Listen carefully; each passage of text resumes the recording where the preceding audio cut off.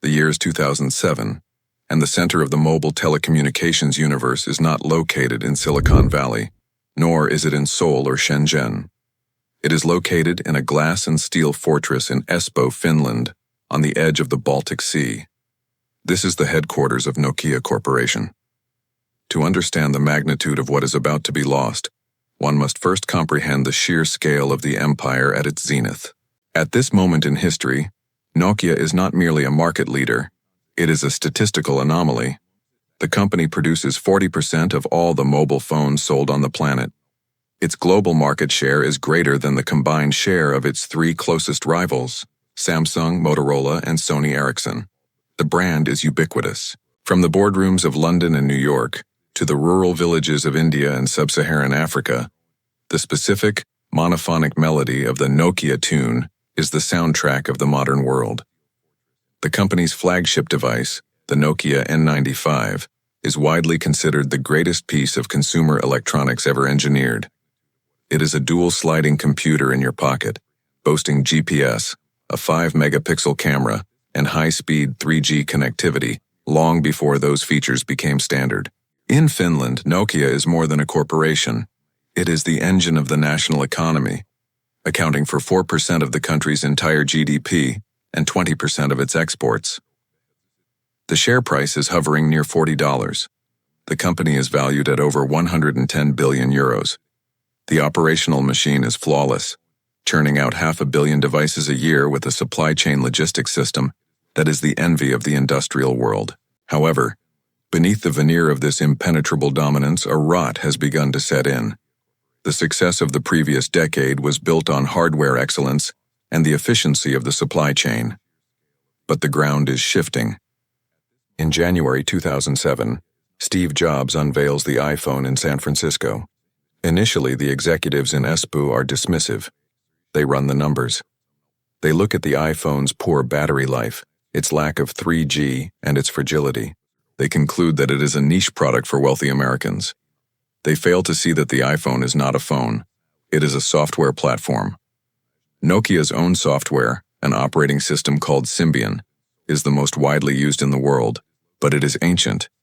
It is a patchwork of code designed in the 1990s for devices with keypads, now being clumsily adapted for the era of the touchscreen.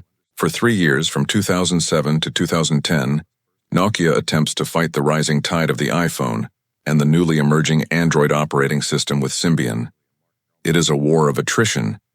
The engineers in Espoo are drowning in technical debt.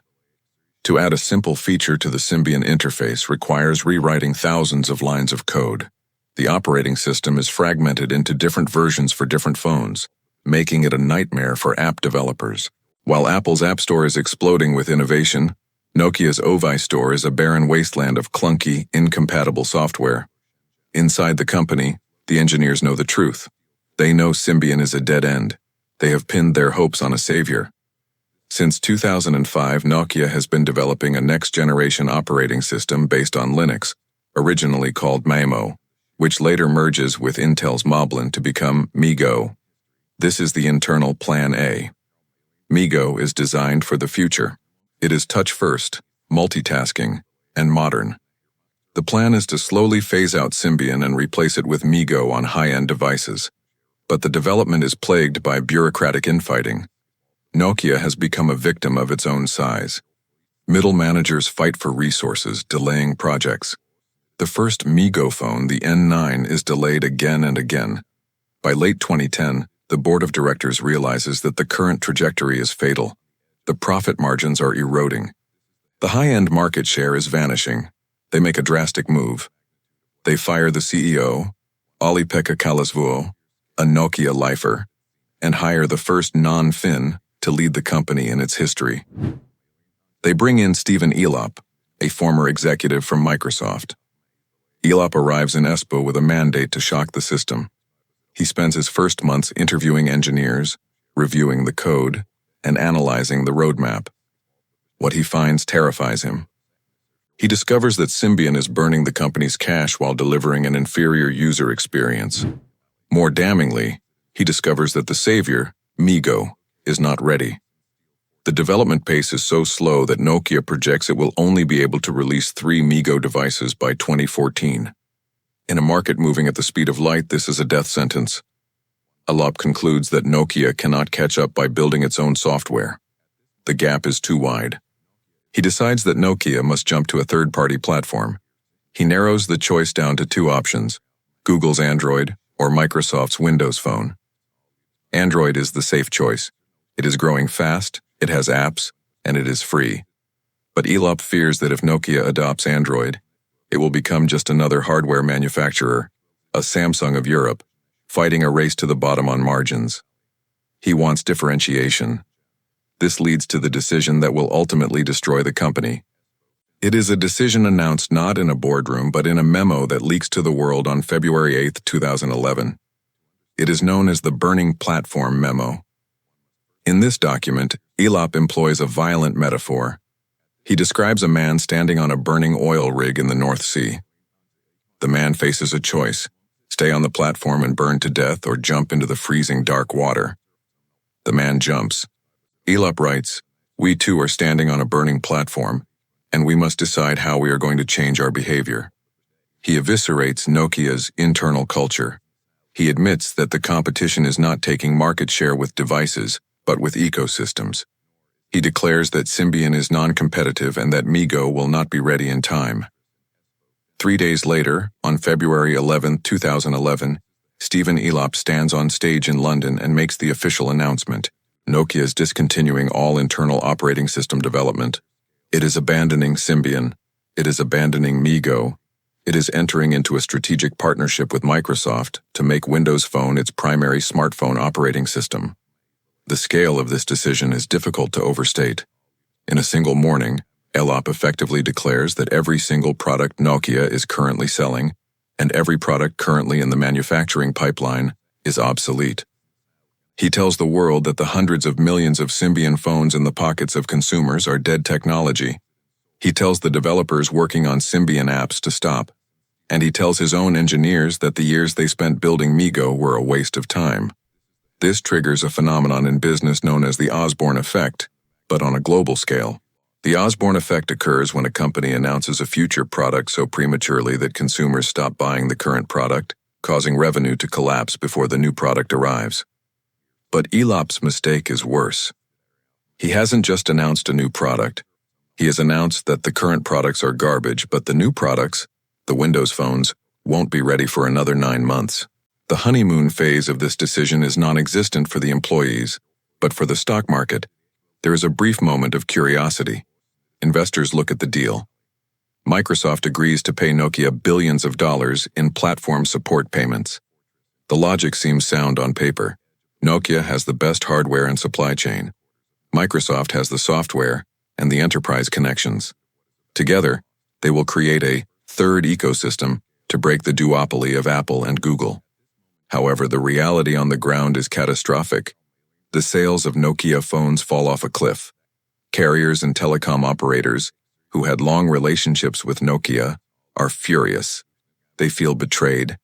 They have warehouses full of Symbian devices that they can no longer sell because the CEO of Nokia just told the world they were burning platforms.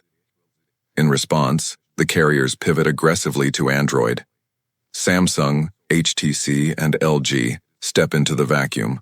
They flood the market with cheap functional Android phones. By the time Nokia is ready to launch its first Windows phone, the market has already moved on. The tragedy of the decision is highlighted by a device called the Nokia N9. This was the first and only handset to run the MeeGo operating system. It was in the final stages of production when the Microsoft deal was signed. Elop decides to release it in late 2011, but only in limited markets, effectively as a niche product to fulfill contracts. When the N9 hits the shelves, the tech world is stunned. It is brilliant. It features a revolutionary swipe interface that eliminates the home button, a gesture-based design that anticipates the iPhone X by 6 years. The hardware is sleek, the software is fluid, and the multitasking is superior to both iOS and Android at the time. Reviewers love the N9. Enthusiasts love it, but it is a dead man walking. Nokia has already publicly committed to killing the operating system. No developer will build apps for a phone that has no successor. The N9 serves only as a painful reminder of what could have been. It proves that the premise of the burning platform memo, that internal development was hopeless, was arguably false. The technology was there. The leadership lacked the patience to see it through. Instead, Nokia bets everything on the Lumia series. The first flagship, the Lumia 800, arrives in November 2011. It is a beautiful piece of hardware, essentially the body of the N9 repackaged with Windows Phone internals. But the software is the Achilles heel. Windows Phone 7 is immature. It lacks basic features. Crucially, it suffers from the app gap. There is no Instagram. There is no YouTube app. There are no local banking apps. The Tiles interface is polarizing. Some love it, but the mass market finds it confusing compared to the grid of icons on the iPhone and Android. Throughout 2012 and 2013, the consequences of the decision grind the company into dust. The third ecosystem never materializes. Consumers do not want a third choice. They are happy with the two they have. Nokia pours millions into marketing. They paint London buses blue. They throw massive launch parties. They release the Lumia 1020 with a 41-megapixel camera, a feat of optical engineering that is years ahead of its time. But the camera cannot compensate for the lack of apps. You can take the best photo in the world, but if you cannot upload it to Instagram because the app doesn't exist, the phone is useless to a teenager in 2012. The financials enter a death spiral. Nokia, which had posted billions in profits for a decade, begins losing billions every quarter. The cash reserves accumulated during the glory years are burned to keep the lights on. The stock price, which had been at roughly $8 when Elop wrote the memo, crashes to below $2. The market capitalization collapses. The pride of Finland is reduced to junk status by credit rating agencies. Internally, the culture at Espoo turns toxic. The layoffs are relentless. Tens of thousands of employees, engineers, factory workers, marketers, are let go. The factory in Salo, once the beating heart of Finnish manufacturing, falls silent.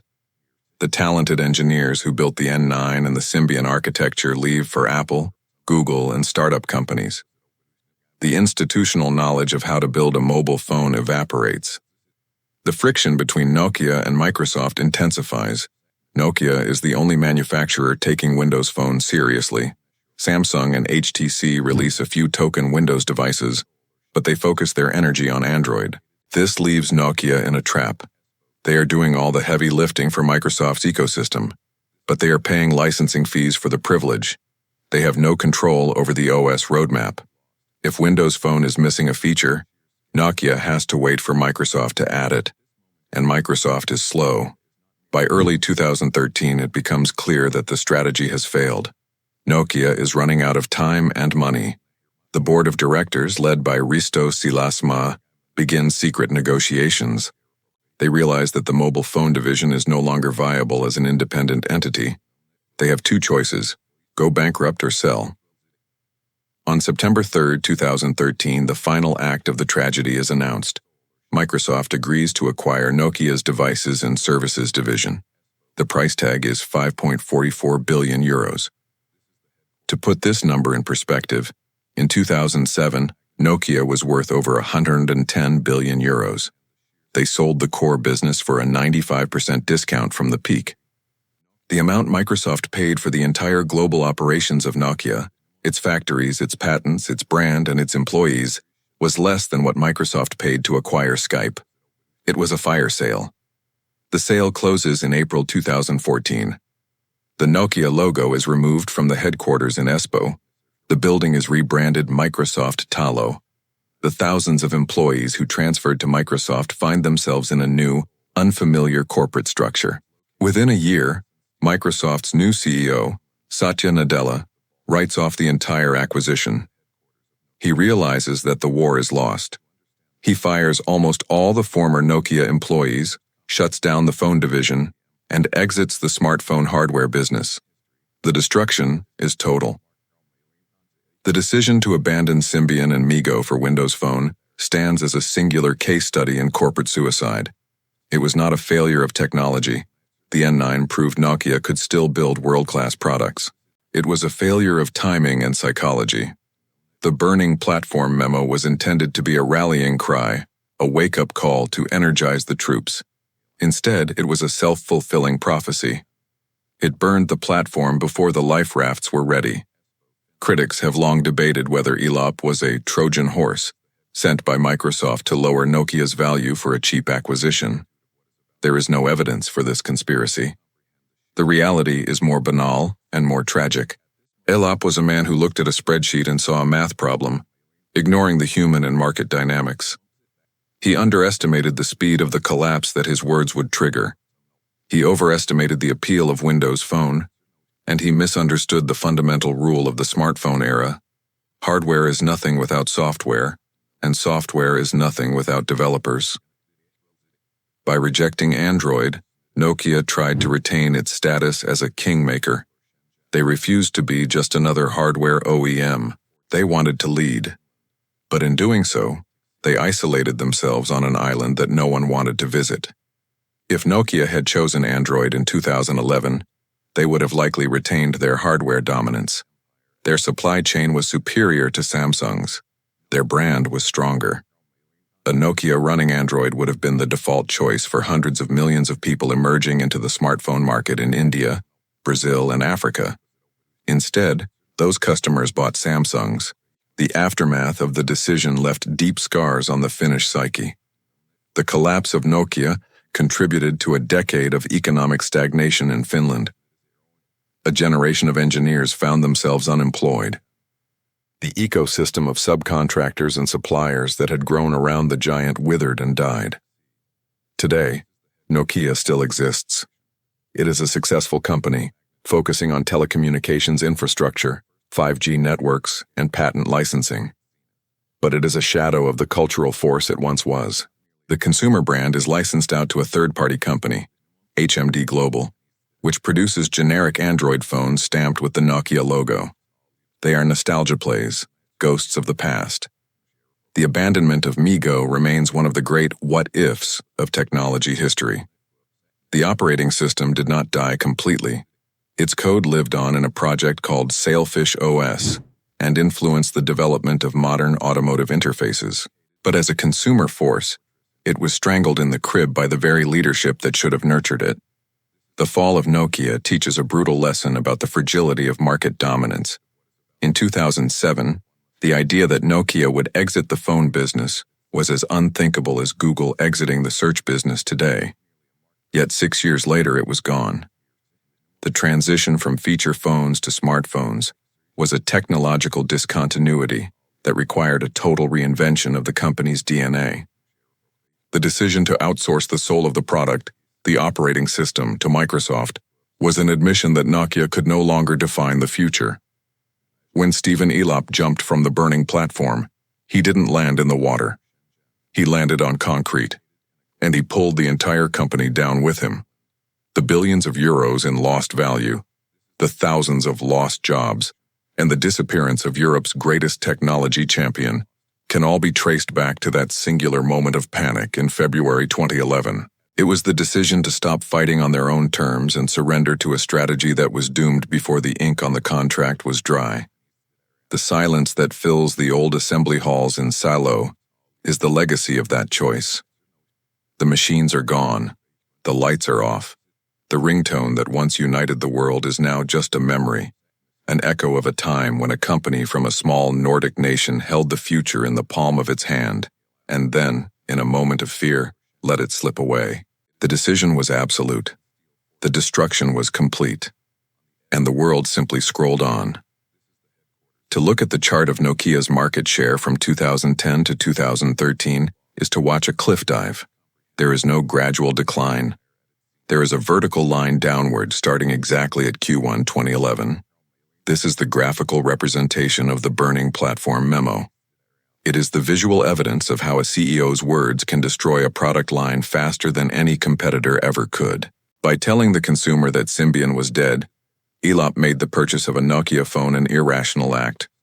Why buy a device with no future? The consumer, acting rationally, stopped buying. The cash flow that was needed to fund the transition to Windows dried up. The bridge to the future collapsed because the architect blew up the pillars at the starting end before the finishing end was built. In the end, Nokia's demise was not caused by the iPhone. It was caused by the reaction to the iPhone. The panic, the pivot, and the partnership with Microsoft created a perfect storm of strategic errors. The refusal to adopt Android was rooted in hubris, the belief that Nokia was too big to follow the herd. But in the technology industry, the herd is where the ecosystem lives. Being alone is not a sign of strength, it is a sign of extinction. The decision that cost Nokia billions was the decision to ignore the reality of the ecosystem war. They fought a 2011 war with 1990s tactics, leveraging hardware scale against software agility. They lost, and the cost was the total annihilation of one of the most valuable brands in human history. The Nokia tune played its final mournful note not on a screen, but on a balance sheet in Redmond, Washington, written off as a tax loss, a footnote in the history of another company's ambition.